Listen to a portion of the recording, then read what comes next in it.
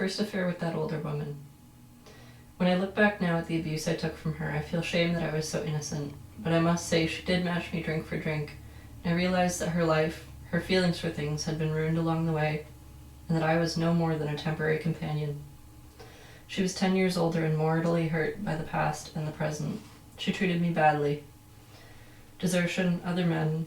She brought me immense pain continually. She lied, stole, there was desertion, other men. Yet we had our moments.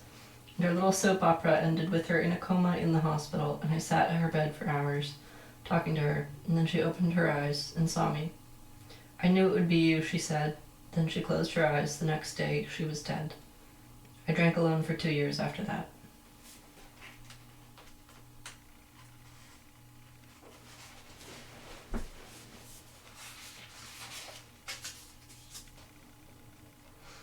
My vanishing act.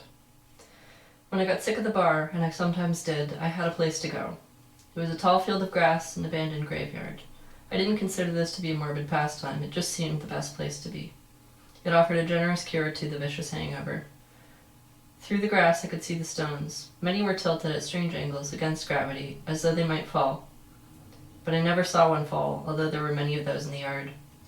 It was cool and dark with a breeze, and I often slept there. I was never bothered. Each time I returned to the bar after an absence, it was always the same with them. Where the hell you been? We thought you died. I was their bar freak. They needed me to make themselves feel better. Just like, at times, I needed that graveyard.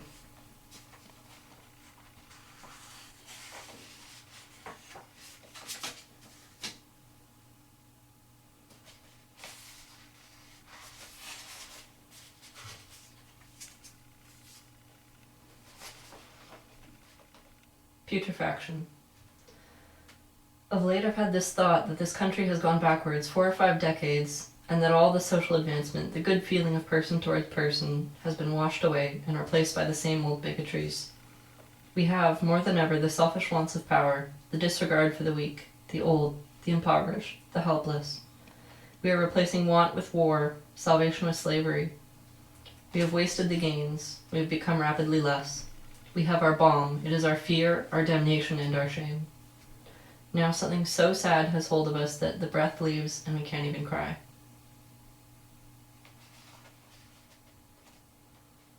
I'll take it. Maybe I'm going crazy, that's alright, but these poems keep rising to the top of my head with more and more force. Now, after the oceans of booze I have consumed, it would only seem that attrition would be my rightful reward as I continue to consume, while the madhouse, skid rows, and graveyards are filled with the likes of me. Yet each night, as I sit down to this machine with my bottle, the poems flare and jump out, on, roaring in the glee of easy power. 65 years dancing, my mouth curling into a tiny grin as these keys keep melting out a substantial energy of cockeyed miracle. The gods have been kind to me through this lifestyle that would have killed an ox of a man, and I'm no ox of a man. I sensed from the beginning, of course, that there was a strange gnawing inside of me, but I never dreamed this luck, this absolute shot of grace. My death will at most seem an afterthought.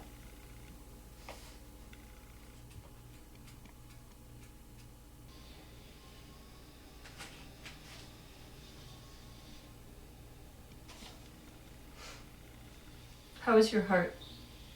During my worst times on the park benches in jails or living with whores, I always had this certain contentment. I wouldn't call it happiness. It was more of an inner balance that settled for whatever was occurring, and it helped in the factories and when relationships went wrong with the girls. It helped through the wars and the hangovers, the back alley fights, the hospitals. To awaken in a cheap room in a strange city and pull up the shade. This was the craziest kind of contentment, and to walk across the floor to an odd dresser with a cracked mirror, see myself, ugly, grinning at it all. What matters most is how well you walk through the fire.